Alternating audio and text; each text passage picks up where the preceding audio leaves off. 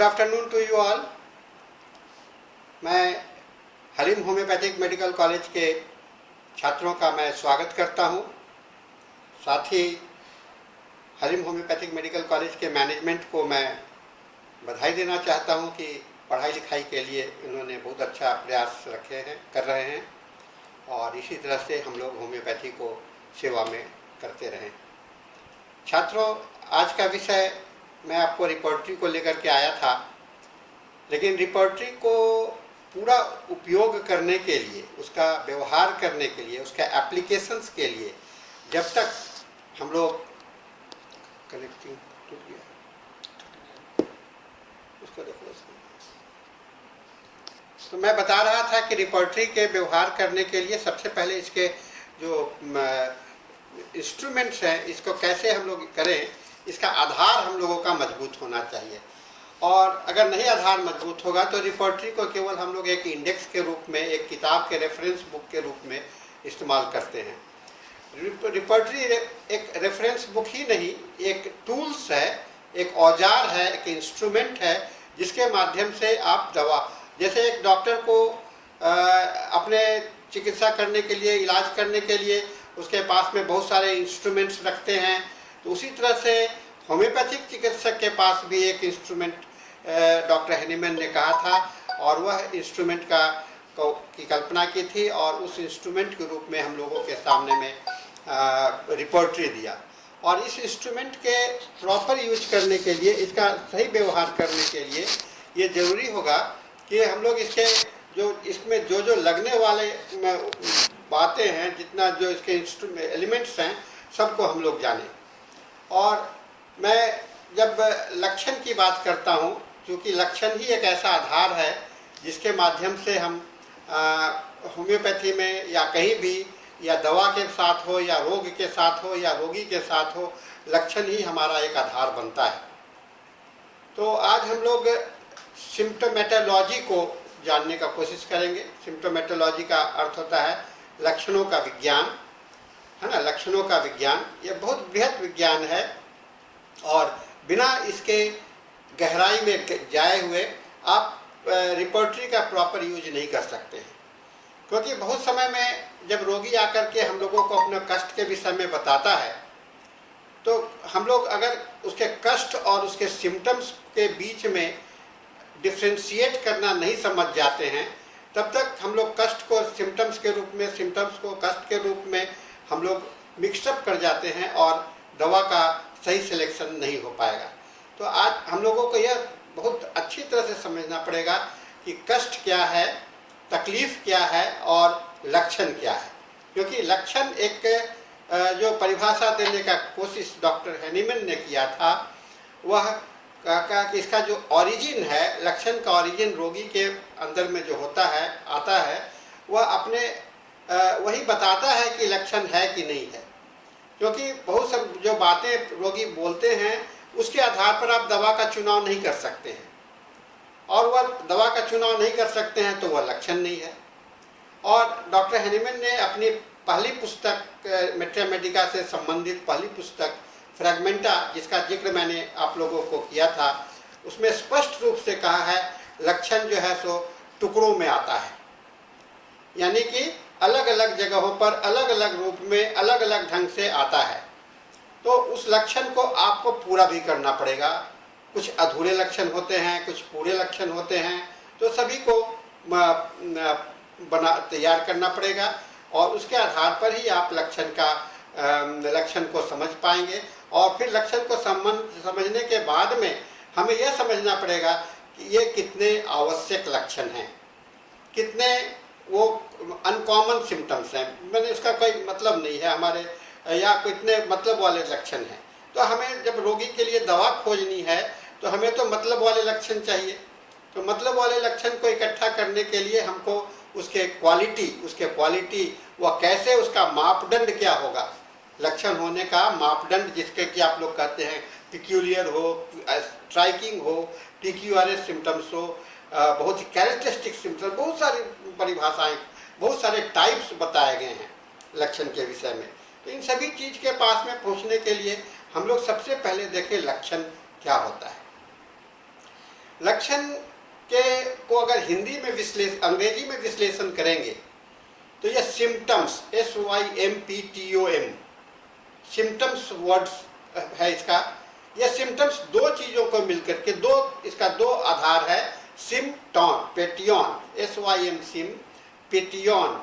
SIM का मतलब होता है साथ साथ, एट द सेम टाइम, और पेटियन का मतलब होता है फॉलिंग, गिरना।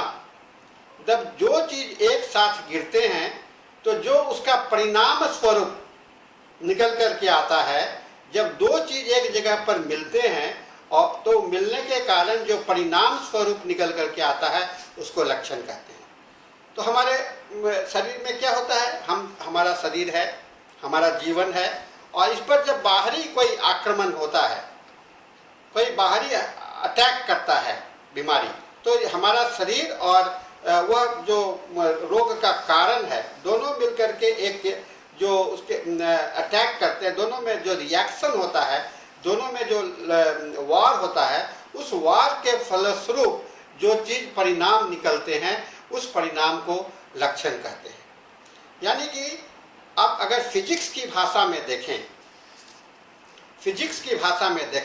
तो व्हेन टू फोर्स, जब दो शक्ति, एक तो आप खुद शक्ति हो और एक रोग शक्ति है, when two force meet at a point, जब एक जगह पर मिलते हैं तो एक रिजल्टेंट एक्शन होता है।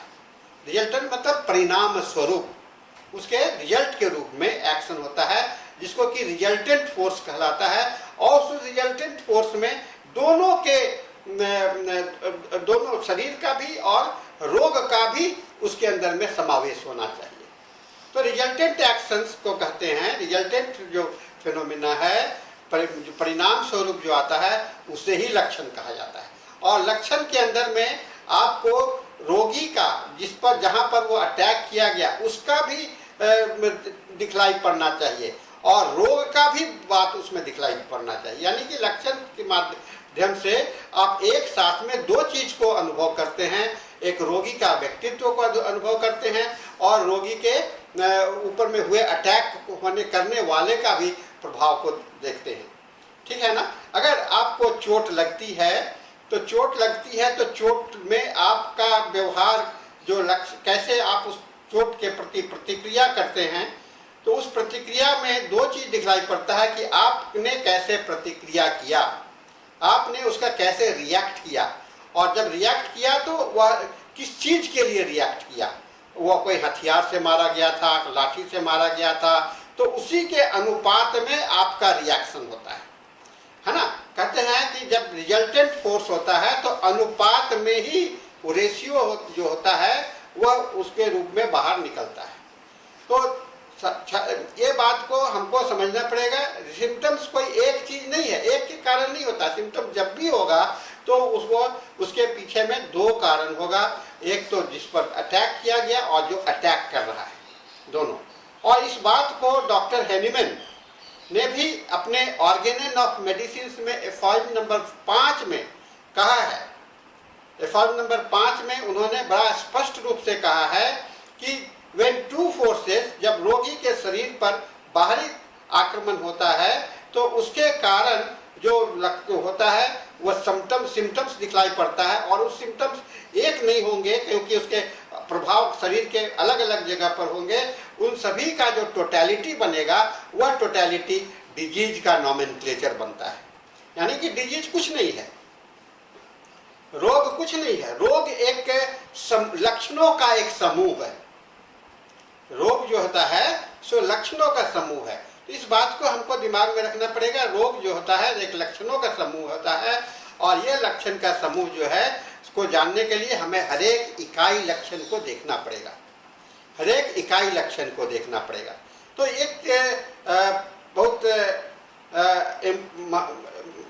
आवश्यक बात है कि लक्षण जो है सो एक हमारा रोग के जानने का एक स्रोत है, बेस है ना।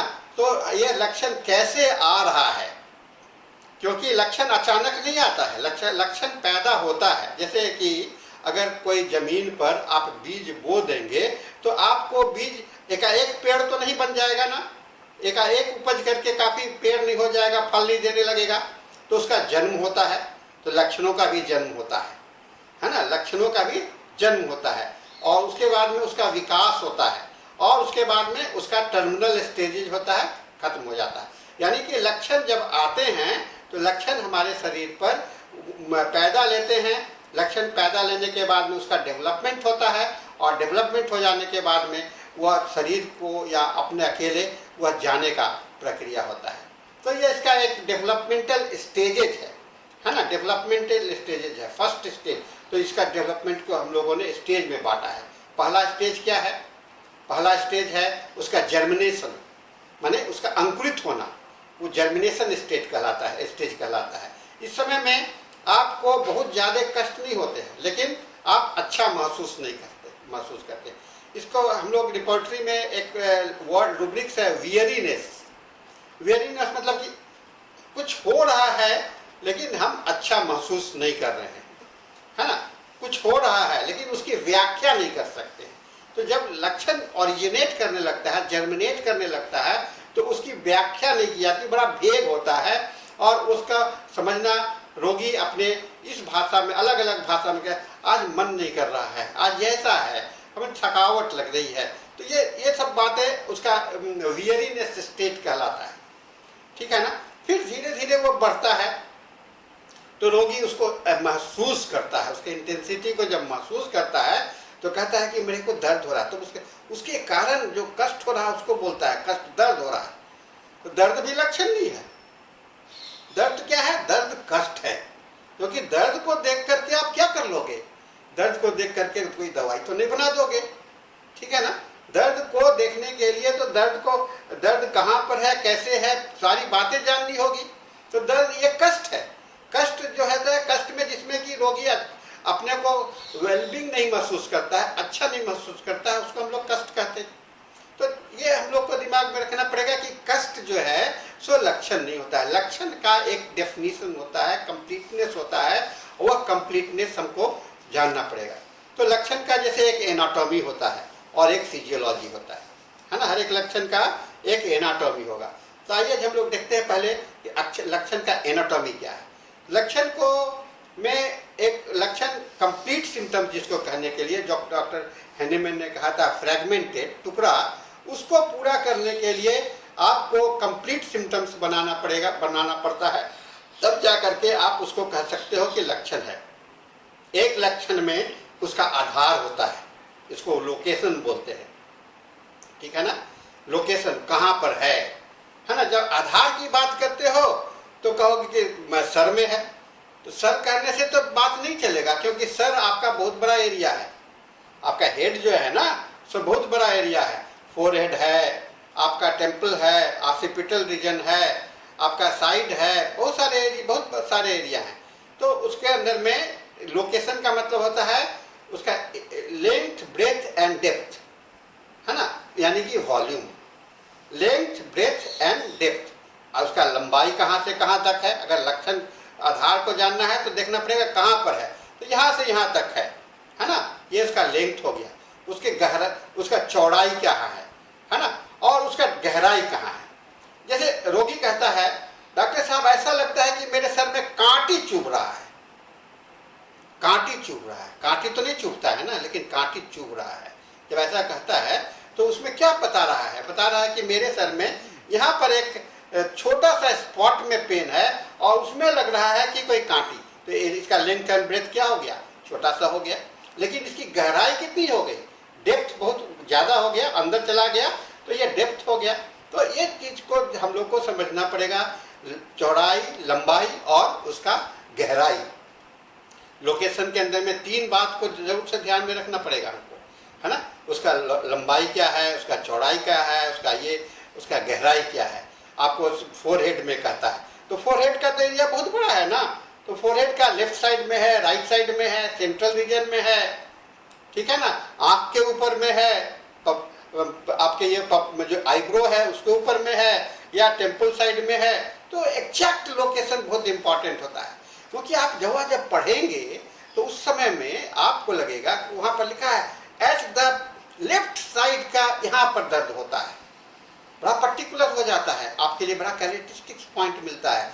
इसीलिए लोकेशन बहुत इंपॉर्टेंट बात होता है। तो और लोकेशन आधार है। ये तो हो गया फिजिकल सिम्टम्स के लिए लोकेशन। अब मेंटल सिम्टम्स के लिए लोकेशन क्या होगा? अगर मानसिक स्तर पर लक्षण है तो उसके लिए लोकेशन क्या होगा? वहां भी लोकेशन है। बिना लोकेशन के सिम्टम्स कंप्लीट नहीं होता है। बिना लोकेशन के सिम्टम्स कंप्लीट नहीं होता है। आइए हम लोग कुछ मेंटल लोकेशंस को देखें। मेंटल लोकेशन यानी कि मानसिक जो जहां पर है वहां पर, जैसे गुस्सा आता है, गुस्सा में गाली देता है। गुस्सा आना तो एक प्रतिक्रिया हो गया, सेंसेशन हो गया, और गाली देता है उसका मॉडलिटी हो गया। लेकिन गुस्सा आ रहा है, इसका लोकेशन क्या हुआ? है ना, सोचना पड़ेगा ना। गुस्सा आने का लोकेशन क्या है? गुस्सा क्यों आता है? क्यों आता है गुस्सा? कोई हमारी बात को काट देता है तो गुस्सा आता है। मेरी बात को काटता है तब गुस्सा आता है। मेरे को भूख लगती है तब गुस्सा आता है ना। मेरे को भूख लगती है तब गुस्सा आता है। मेरे पेट में दर्द होता है तब गुस्सा आता है।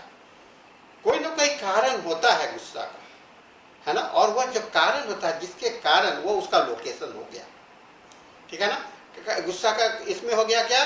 जो कोई आदमी बात काटना, तो कॉन्ट्रडिक्शंस जो है तो उसका लोकेशन हो गया। कॉन्ट्रडिक्शन से गुस्सा पैदा हुआ, और गुस्सा पैदा होने से उसे जान से मारने की इच्छा हो गई, ठीक है ना। सुसाइडल डिस्पोजिशन, मर जाने की इच्छा होती है, तो मर जाने का लोकेशन कहाँ होगा? होगा, बिल्कुल होगा। हमको जिंदगी में मेरा सब कुछ खो गया, मेरा पैसा बर्बाद हो गया, मेरा इसका डेथ हो गया, ये बहुत सारे चीज लोग को पता है, लोकेशन वहां है, ठीक है ना। तो हम साथियों, लोकेशंस को ध्यान देना आपका अनिवार्य है, और उसके विस्तार को जानना भी अनिवार्य है। विस्तार कहने का मतलब उसकी लंबाई, चौड़ाई, गहराई ये जानना है। वह कितना बड़ा आघात लगा, आप इसका अनुमान लगा सकते हैं। किसी आदमी के प्रिय छात्र, उसका बच्चा है और उसका डेथ हो जाता है, और उससे उसको कितना बड़ा आघात लग सकता है, ये अनुमान लगाना है। ये इससे इसकी गहराई आपको पता चलता है, लोकेशन का गहराई पता चलता है। तो लोकेशन हमें फिजिकल में भी देखना है और मेंटल में भी देखना है।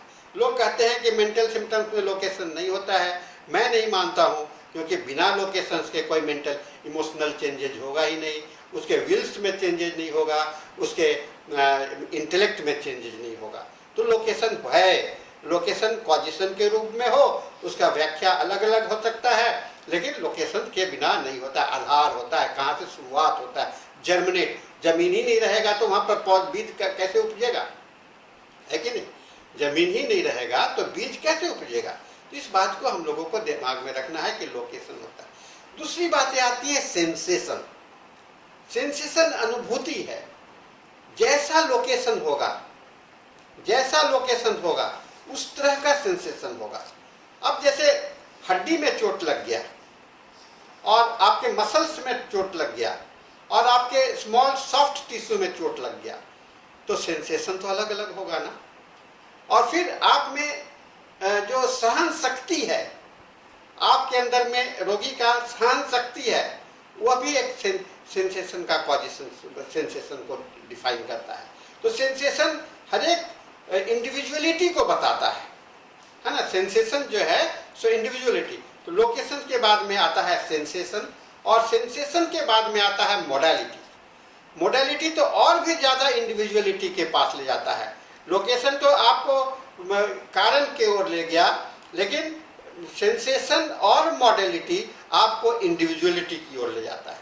तो जब location, sensation and modality, modality कहने का मतलब है कैसे बढ़ता है, कैसे घटता है।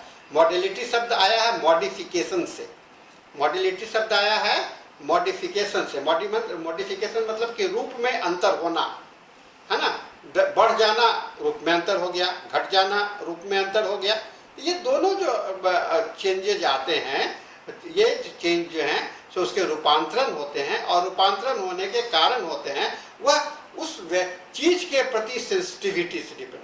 कोई आदमी बहुत कोल्ड नेचर का पेशेंट है, माने थर्मल उसका बहुत कोल्ड है, वह आदमी को जब भी ठंडा के पास में आएगा तो उसका कष्ट ठंडा से ज्यादा बढ़ेगा। अगर वह हॉट प्रकृति का है तो हॉट से बढ़ेगा, ठीक है ना। किसी चीज का एलर्जिक होगा तो उस चीज से उसका कष्ट बढ़ेगा, ठीक है ना।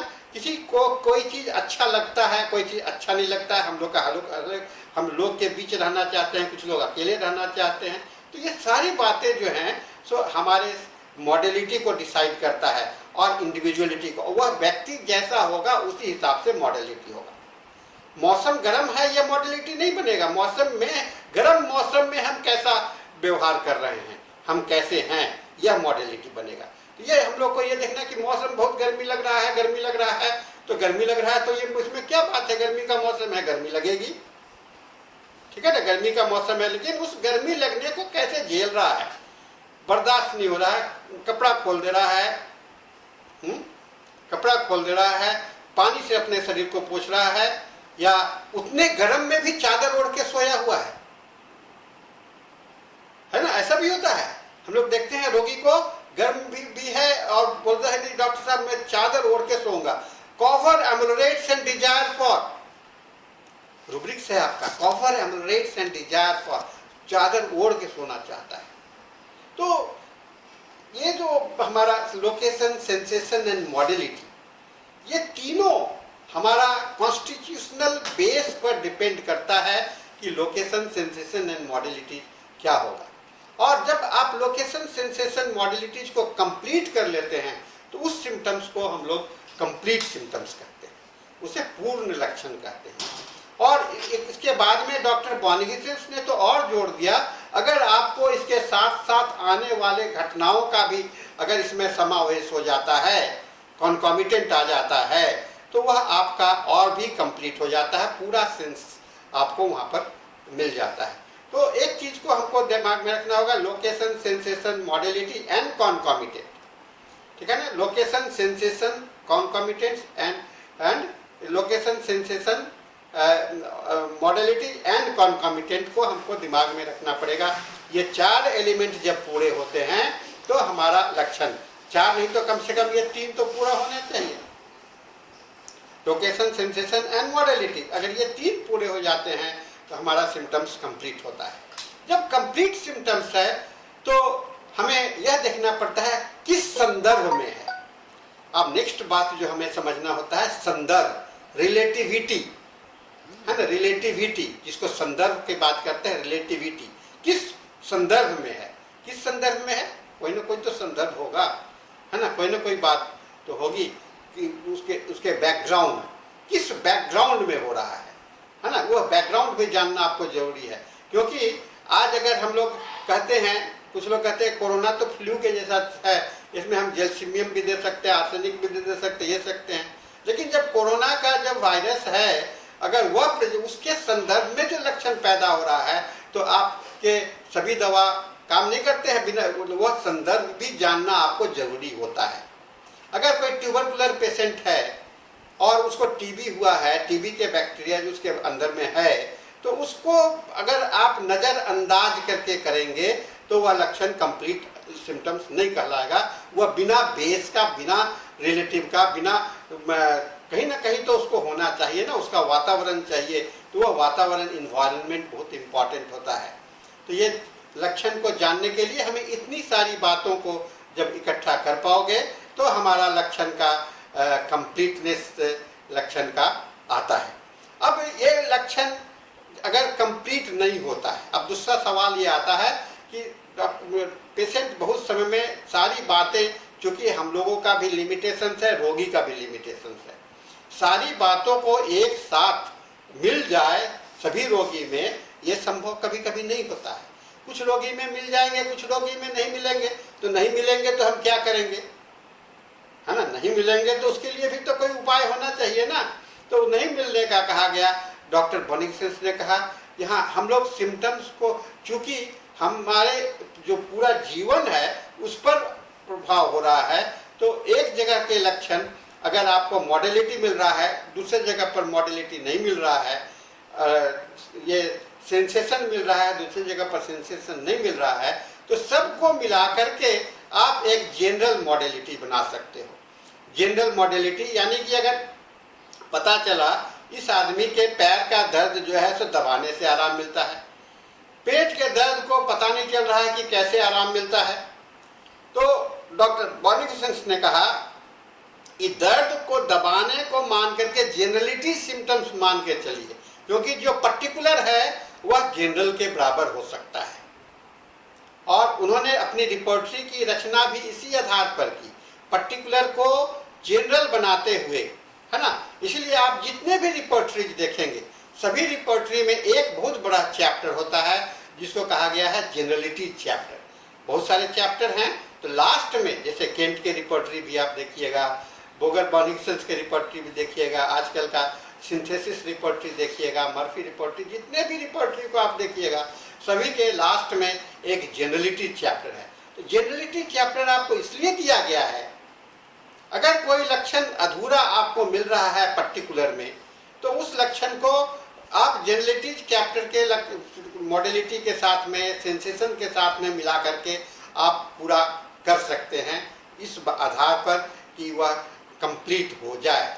लेकिन हमेशा ध्यान में यह रखना पड़ेगा कि हमें कंप्लीट सिम्टम्स चाहिए, है ना। बिना कंप्लीट सिम्टम्स के हमारा लक्षण, हमारा कष्ट, हमारा किसी भी चीज की पूरी जानकारी नहीं मिलता है। तो ये बात हो गई कंप्लीटनेस, सिम्टम्स के कंप्लीटनेस का। उसके बाद में सिम्टम्स के एलिमेंट को भी हम लोगों ने देखा, लोकेशन, सेंसेशन एंड मॉडलिटी, इसको कहते हैं सिम्टम्स के एलिमेंट। अब सिम्टम्स का लाइफ, कितना जीवन क्या होता है, एक सिम्टम्स का एक समान नहीं होता है ना, एक समान नहीं होता है। वह जीवन, उसका जन्म होता है ना, उसको जर्मिनेशन कहते हैं। उसके बाद में उसका युवावस्था होता है, उसके बाद में उसका डिक्लाइनिंग फेज आता है। तो इसको हम लोग कहते हैं कि डिजीज के स्टेजेज, है ना, कि ये पहला स्टेज का कैंसर है, दूसरा स्टेज का कैंसर है, तीसरा स्टेज का कैंसर है। तो क्या पहला स्टेज के कैंसर में, दूसरा स्टेज के कैंसर में और अंतिम स्टेज के कैंसर में अंतर नहीं है? है ना। क्योंकि जो जैसे जैसे जब ये लक्षण बढ़ते हैं तो उसका अपना विस्तार करता जाता है, अपना एरिया फैलाते जाता है। जैसे पेड़ बीज जन्म लिया ना, तो जन्म लेने के बाद में धीरे धीरे धीरे धीरे वो बढ़ता है, तो उससे डंठल निकलता है, उससे पत्तियां निकलती हैं, फिर उसका बड़ा होकर के एक पेड़ बन जाता है ना। एक छोटा सा बीज जन्म लेकर के जब बड़ा हो जाता है तो एक बरगद का पेड़ बन जाता है, और इतना विशाल हो जाता है कि आप कल्पना भी नहीं कर सकोगे कि छोटे से बीज से पैदा हुआ। तो छात्रों, ये बात को दिमाग में रखना पड़ेगा कि ये लक्षण इतने छोटे से बीज से उत्पन्न हुआ और इतना बड़ा बरगद बन गया, इतने छोटे से बीज से उत्पन्न हुआ और इतना बड़ा बरगद बन गया। ये बहुत इंपॉर्टेंट, महत्वपूर्ण बात है। और अगर ये इतना बीज बड़ा बन गया, इतना पेड़ बन गया, तो आप ऐसे करके उखाड़ दोगे क्या? नहीं उखाड़ सकते हो, उसके लिए मेहनत करना पड़ेगा। और जब वह छोटा सा बीज था उस समय में आप अगर देखे होते तो आप ऐसे करके केवल उखाड़ लेते तो उखड़ जाता, खत्म हो जाता। तो डेप्थ जो है, जब जैसे जैसे लक्षण है बढ़ता है तो वो अपनी गहराई को, जड़ को मजबूत करता चला जाता है ना, जड़ को मजबूत करता है। और जड़ जितना मजबूत होता चला जाएगा उसको हम लोग कहते हैं क्रॉनिसिटी में कन्वर्ट करने लगता है ना, क्रॉनिसिटी, डीप क्रॉनिसिटी, क्रॉनिक। तो disease from acute stage to chronic stage, लक्षण जो है सो एक एक्यूट लक्षण होता है, एक क्रॉनिक लक्षण होता है। अब दोनों में बहुत आसान है फर्क करना। एक्यूट लक्षण के सिम्टम्स जो होंगे उसके इंटेंसिटी बहुत होंगे, उसमें तीव्रता ज्यादा होगा, उसके सेंसेशन ज्यादा होगा और उसमें मॉडलिटी भी होगा। लेकिन जो क्रॉनिक सिम्टम्स होते हैं उसके अंदर में इंटेंसिटी ज्यादा महसूस नहीं करता, कमता तो नहीं है, क्रॉनिक में और भी ज्यादा होता है, लेकिन रोगी उससे अभ्यस्त हो जाता है। दर्द सहते सहते, दर्द का मार सहते सहते दर्द जो है सो उसे अपने जीवन का पार्ट समझने लगता है। तो आपको जब बताएगा तो कहेगा हाँ दर्द तो रहता, हमेशा रहता है। कैसा रहता है डॉक्टर साहब? पता नहीं चलता है। क्यों नहीं पता चलता है? इसलिए नहीं पता चल रहा है कि उसको अनुभव करते करते उसको समझ में नहीं आ रहा कि क्या हो रहा है। अब कैसे बढ़ता है डॉक्टर साहब? तो हमेशा ही रहता है। क्यों? वो मॉडलिटी भी भूल रहा है, अभ्यस्त हो गया है, वह जीवन का पार्ट। जैसे आप सवेरे में उठते हैं तो आपको याद रहता है कि आपको मुंह धोना है, आप खुद जाते हो कर लेते हो, लेकिन मुंह धोया कि नहीं धोया आपको पता भी नहीं चलता है, आप कर लेते हो, आपका जीवन का पार्ट बन गया। तो क्रॉनिक सिम्टम्स जो होते हैं जनरली आपके जीवन के पार्ट के जैसे होते हैं, अंग के जैसे हो जाते हैं, और आप जैसे अपने शरीर में डाइजेशन हो रहा है, रेस्पिरेशन हो रहा है, ब्लड सर्कुलेशन हो रहा है, उसको अनुभव नहीं कर पाते हो, उसी तरह से क्रॉनिक सिम्टम्स को भी अनुभव नहीं कर पाते। लेकिन इसी क्रॉनिसिटी में बीच बीच में एक्यूट सिम्टम्स पैदा हुआ करते हैं। तो ये क्रॉनिक और एक्यूटनेस का अल्ट्रेशन चलता रहता है। जो क्रॉनिक डिजीज होंगे, जो जड़ रोग होंगे, उसके में अल्ट्रेशन चलता रहेगा, या आना जाना लगा रहेगा, और वह तब तक लगा रहता है जबकि लास्ट में वह टर्मिनल स्टेज में नहीं आता है, उसका फुल्ली डेवलप नहीं हो जाता है, और वह जाकर के फिर नेक्रोटिक स्टेज में। अब जब देखिएगा कि कोई चीज खत्म हो जाता है तो उसको सड़ना होता है, उसको नेक्रोसिस स्टेज कहते हैं, उससे रिटर्न नहीं हो सकता, इरिवर्सिबल चेंजेज, है ना। तो लक्षण जो कि रिवर्स हो सकता था, अंत में जाकर के वह इरिवर्सिबल चेंजेज यानी कि पुनः वापस नहीं हो सकता है, उस अवस्था में पहुंच जाता है। तो ये हम लोगों ने इस बात को सीखा कि लक्षण के एलिमेंट क्या होते हैं, लक्षण का टाइप के ये होते हैं, और लक्षण के कितने डायमेंशंस कितने हो सकते हैं, कहाँ कहाँ पर पाया जा सकता है। तो साथियों, इस चीज़ को हम लोग दिमाग में बैठाने का कोशिश करें। मैं इस के माध्यम से, लक्षणों के माध्यम से हम आपको फिर इसके टाइप पर भी मैं आना चाहूँगा, लेकिन आज के लेक्चर के लिए मैं ये इंट्रोडक्टरी सिम्प्टोमेटोलॉजी है, इसलिए मैं आज इंट्रोडक्शंस की ही बात कर रहा हूँ। इसके बाद में जब हम दूसरे फेज में आएंगे, जो दूसरा लेक्चर होगा, उसमें हम आपको इसके विस्तार में टाइप्स के ओर भी जाएंगे, लक्षण के टाइप्स में, है ना। लक्षण का जो डायमेंशंस है वह इतने तरह के हो सकते हैं, इतने तरह के हो सकते हैं कि आप इसका अनुमान नहीं लगा सकते हैं, क्योंकि लक्षण को हमेशा विजिबिलिटी नहीं होती है ना। कुछ लोगों को देख पाते हैं, कुछ लोगों को नहीं देख पाते हैं। क्यों नहीं देख पाते हैं? हमारा जो जीवन होता है वह 3 लेयर में बटा हुआ है। एक हम लोग कहते हैं कॉन्शस लेयर होता है, चैतन्य होता है, माने जो आप अनुभव कर सकते हो। एक अर्ध चैतन्य होता है, माने आधा होता है, इसको सब कॉन्शस कहते हैं। और तीसरा होता है अनकॉन्शस, है ना, अनकॉन्शस। तो आप जो चैतन्य लेवल पर होगा, कॉन्शस लेवल पर सिम्टम्स होगा, उसकी अनुभूति ज्यादा आपको होगी, है ना। अब ये लक्षण कहाँ कहाँ हो सकता है ये मैं आपको बता रहा हूँ। तो जो चैतन्य लेवल पर होगा, यानी कि आपके कॉन्शस लेवल पर होगा, उसकी अनुभूति आपको ज्यादा हो गई, उसके विषय में आप बता सकते हो। कुछ लक्षण अर्ध चेतन में होता है, माने सब कॉन्शस स्टेट में होता है। कभी कभी किसी को पता चलता है, किसी को नहीं भी पता चलता है। जैसे आप रोगी आपके सामने में बैठा है और वह आपके सामने में नाक में उंगली डाल रहा है, इस तरह से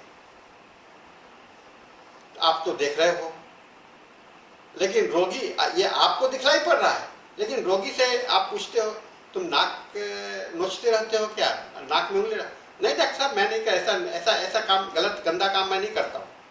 अब देखो आपके सामने में नाक में उंगली डाले हुए है और आपको कह रहा है कि मैं नहीं डालता हूँ। क्या वो झूठ बोल रहा है? नहीं, उसे उसकी चेतना ही नहीं है, उसको उसका ज्ञान ही नहीं है। ये सब कॉन्शियस सिम्टम्स के रूप में उसके सामने में है ना। कोई आदमी को देखेंगे वो अपने उंगली को ऐसे ऐसे हिला रहा है, क्लास में बैठा है तो अपना हाथ कुछ कुछ लिखता चला जा रहा है। बहुत सारे अपने इसको गेस्चर करते हैं, है ना, गेस्चर, उसका हाव भाव, है ना, हाव भाव। ये हाव भाव जो होता है ये एक इसका आपका सब कॉन्शियस स्टेट से आता है।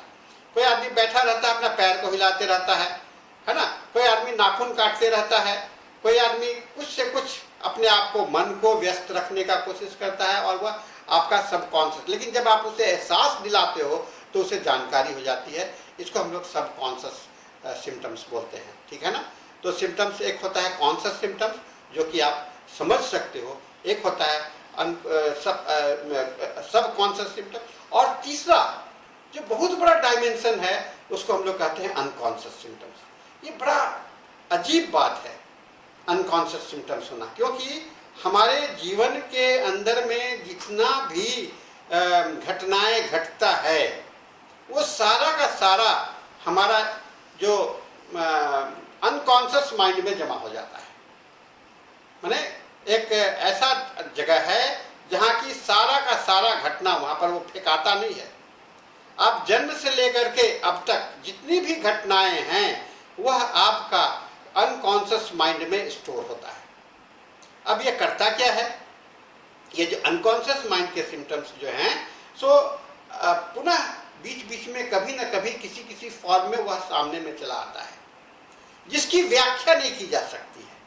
जैसे आप रात में सोए हो और सपना में देख रहे हो कि हम हवाई जहाज में उड़ रहे हैं, है ना, पेड़ से गिर रहे हैं। कभी जिंदगी में पेड़ से आपने नहीं गिरा, लेकिन आप देख रहे हो कि पेड़ से गिर रहा है।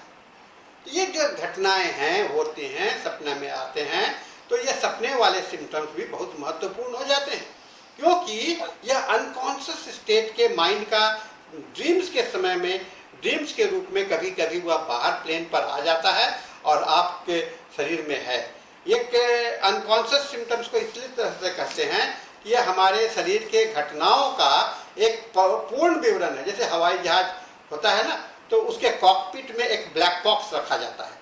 ब्लैक बॉक्स का मतलब ये होता है कि उसके अंदर में जो फ्लाइट के दौरान सारी घटनाओं का रिकॉर्डिंग उसमें हो जाता है, जिससे कि पूरे घटना के, मान लीजिए कि अभी दुर्घटना हुआ तो उस ब्लैक बॉक्स के माध्यम से यह पता चल जाए किस कारण से दुर्घटना हुआ।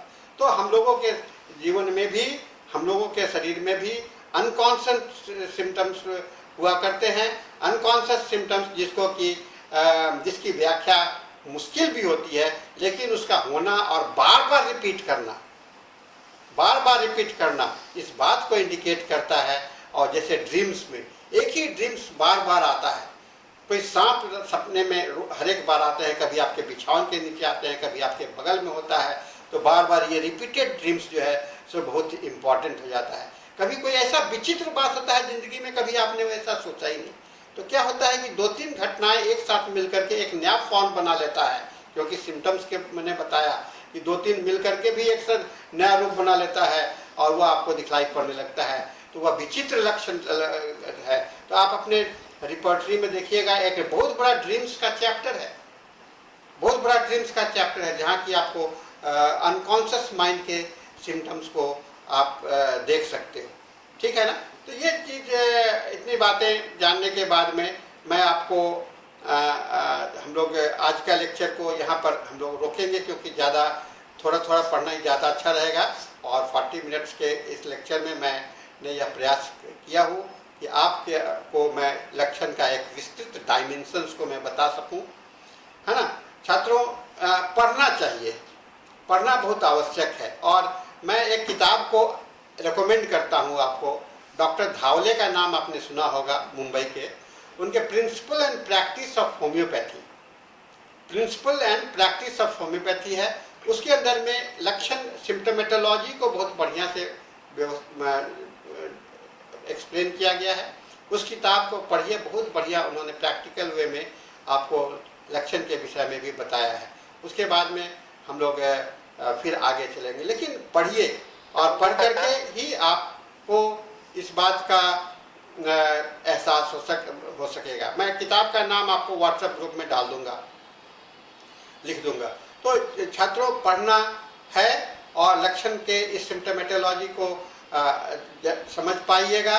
तो कष्ट को, अगर कोई पेशेंट तो बहुत सारी बातें बता जाता है, जब आप रिपर्टरी में यूज करने जाते हो तो सारी बातों को तो लेने का जरूरत है, उसमें से कुछ चुनना पड़ता है, उसमें से चुनना पड़ता है, कुछ सिलेक्ट करते हो। और वही लक्षण जो लक्षण होता है, क्योंकि सारे बातों में लक्षण नहीं होता है, सारी बातों में सारी बात, कुछ कई एक बात मिलकर के एक लक्षण बन जाता है, और कभी कभी वह अधूरा ही रह जाता है। जब तक वह अधूरा रह गया उसको लेने का प्रयास ना करें, उसको रखिए, बाद में फ्यूचर में हो सकता है जब वो पूरा हो जाए तो आप यूज कर सकोगे। लेकिन लक्षण जब भी लेने की बात हो तो इनकम्प्लीट लक्षण की बात ना करें, हमेशा कंप्लीट लक्षण की बात करें, क्योंकि कंप्लीट लक्षण भी आपको एक बहुत आपके उपयोगी होगा, जिस पर कि आप दवा का चुनाव कर सकेंगे।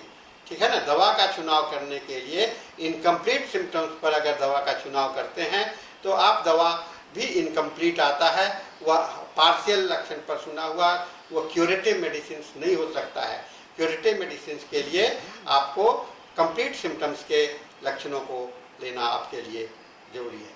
तो मैं आज इसके साथ में यह लेक्चर को समाप्त करता हूं और अगले क्लास में हम लोग फिर मिलेंगे लक्षण के टाइप्स पर, तो डिफरेंट टाइप्स पर, है ना। तो thank you all. Thank you.